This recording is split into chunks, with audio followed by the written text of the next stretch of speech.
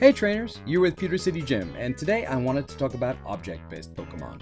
Not everyone is a fan of these critters, and honestly they get judged a lot more harshly than almost any other group of Mon. Vanillite and Trubbish tend to be the ones that people talk about when they want to say that Game Freak is running out of ideas. And sure, I could complain about Generation 1 having Pokeball with eyes but upside down, and half a carton of eggs, but we've all heard these arguments before and I really don't think they add much to the conversation. I'd rather look at some examples of the group and talk about the positives, because that's how we do it here. Object-based monsters have a rich real-world history. Tsukumogami and Japanese folklore are objects, especially tools and generally useful items, who gain a spirit after they've been used for a really long time, usually 100 years. These monsters are super interesting and creative, and they speak to something that we've kind of lost in society today. Take Bakizori. They're sandals that have existed for 100 years, but when was the last time that you saw shoes more than a few years old? We have kind of a disposable item society now, where we often throw out items that are old or broken. Not a lot of stuff is made to be repaired nowadays, so the idea of 100-year-old sandals is, in and of itself, a weird kind of concept, let alone giving those sandals an eye, a mouth, and little arms and legs. But it isn't just Japanese folklore and myth that talks about non-living items gaining sentience.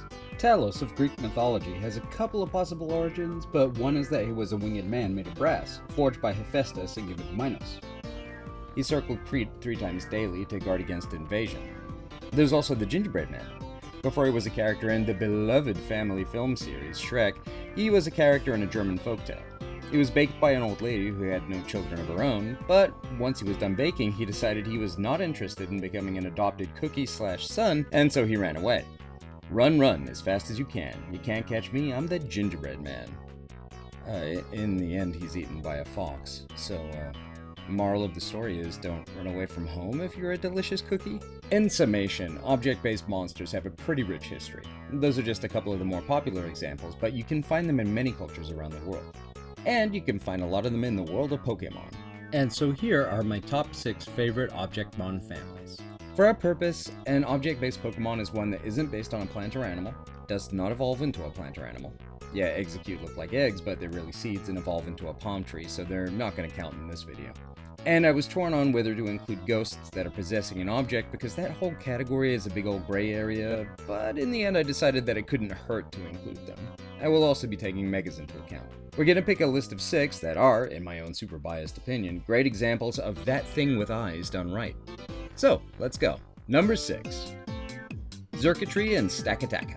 I lumped these two together for a couple of reasons. Mostly because they're both Ultra Beasts, have the same base stat total, and I literally couldn't pick a favorite between the two designs. The thing I like about Ultra Beasts is just how zany and off the wall they are in terms of design and aesthetic. Take your average Pokemon and put it next to an Ultra Beast and they will have very little in common.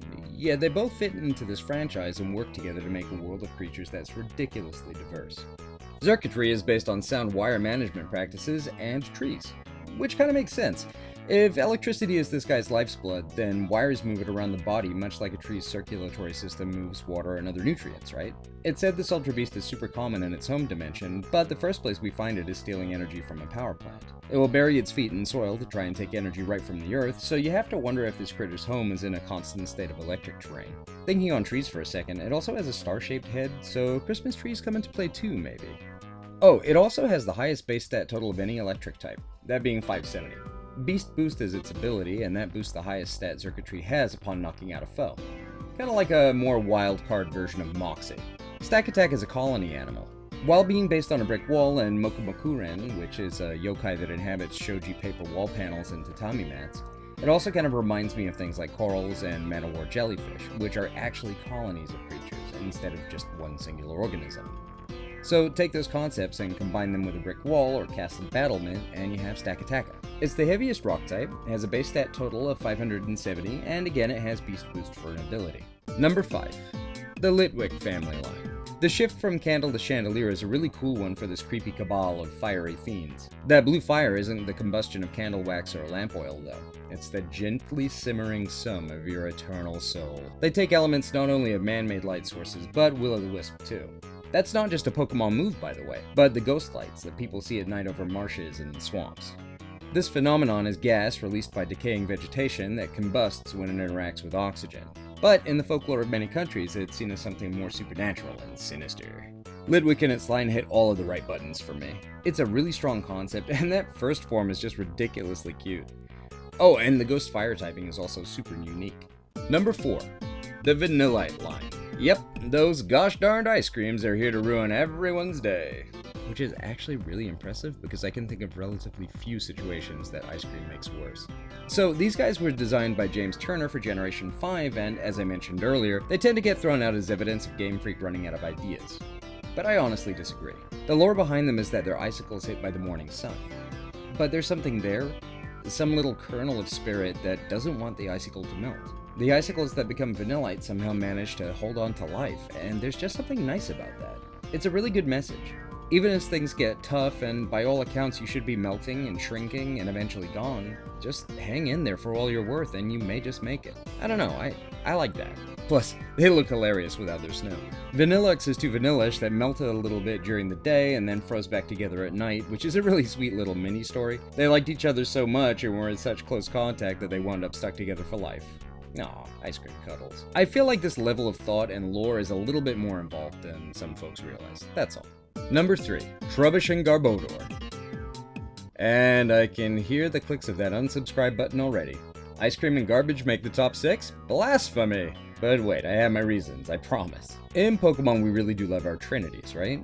3 legendary birds, 3 legendary beasts, 3 swords of justice, 3 lake spirits, 3 starter Pokemon in every generation. There's sometimes a 4th as a counterpoint to the initial 3, say Keldeo or Regigigas, for example. But in general, 3 is a pretty prominent number.